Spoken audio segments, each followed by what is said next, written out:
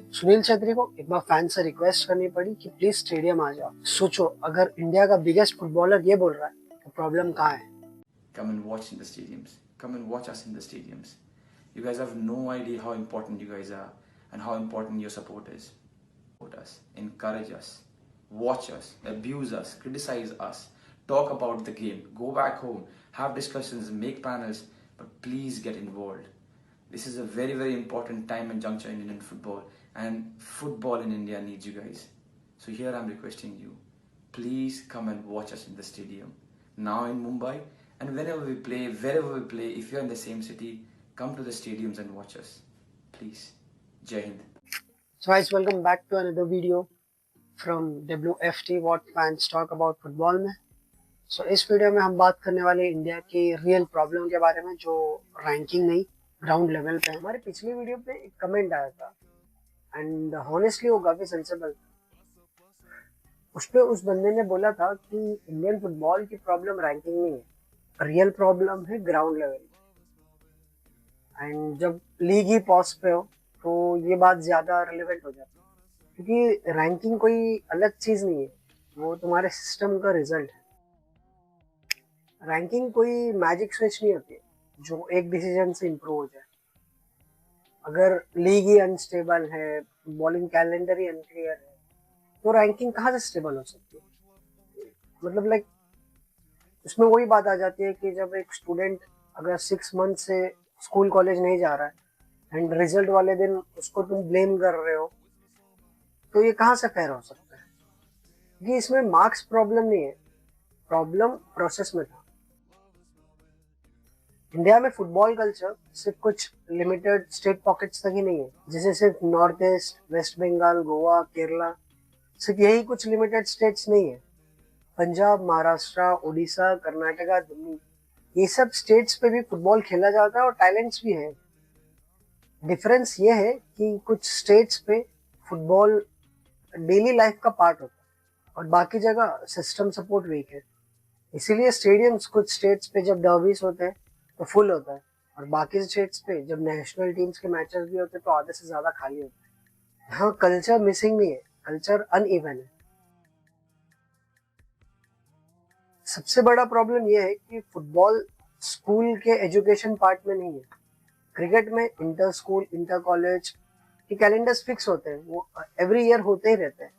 Football में structure inconsistent होता है, कब होगा, होगा भी या नहीं, इसकी भी कोई क्लैरिटी होती नहीं।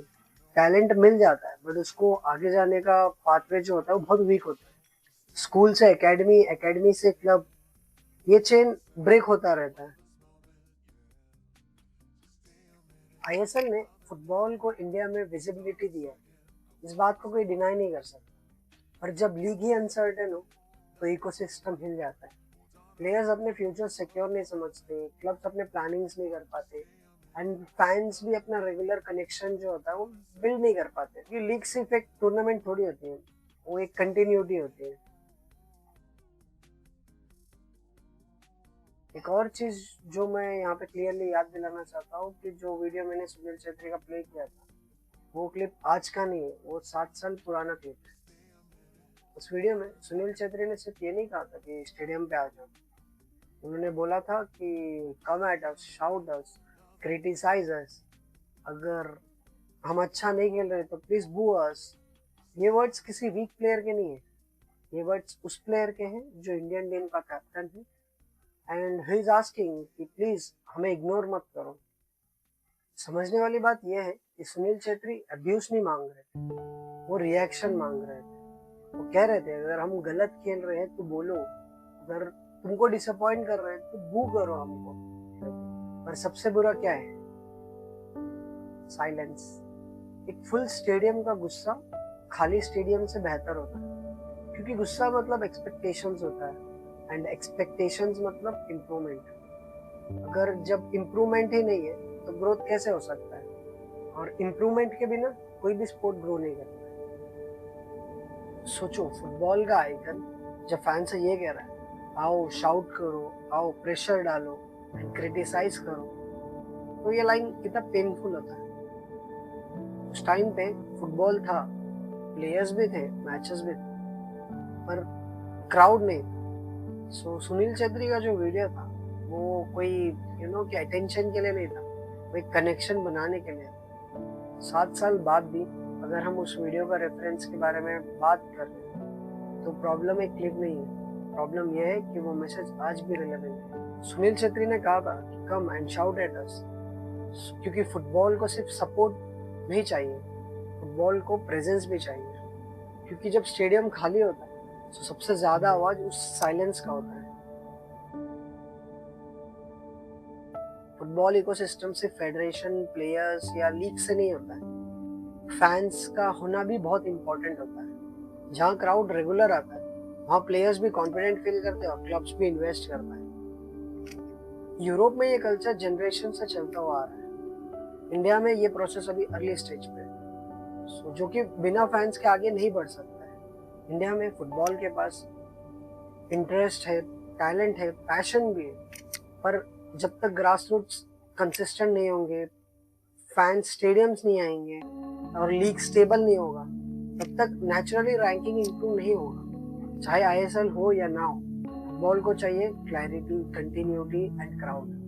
फुटबॉल रैंकिंग अनाउंसमेंट से नहीं बढ़ती, फुटबॉल तब ग्रो करता है जब सिस्टम स्ट्रांग होता है और स्टेडियम्स भरे होते हैं। और हाँ, सुनील छेत्री को फैंस मांगने पड़ते हैं। इससे ये प्रूफ होता है कि सबसे बड़ा प्रॉब्लम टैलेंट नहीं है, सिस्टम है।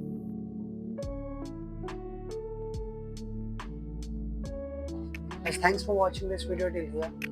अगर वीडियो आपको थोड़ा भी हेल्पफुल लग रहा है या आपको नॉलेज गेन करने में हेल्प कर रहा है, सो प्लीज़ लाइक कर देना एंड आपके ओपिनियंस प्लीज़ कमेंट में ड्रॉप कर देना, क्योंकि ये चैनल है WFT what fans talk about football. या ऐसे वीडियोस इन फ्यूचर देखते रहने के लिए चैनल को subscribe and bell icon press कर देना। Till that time, signing of.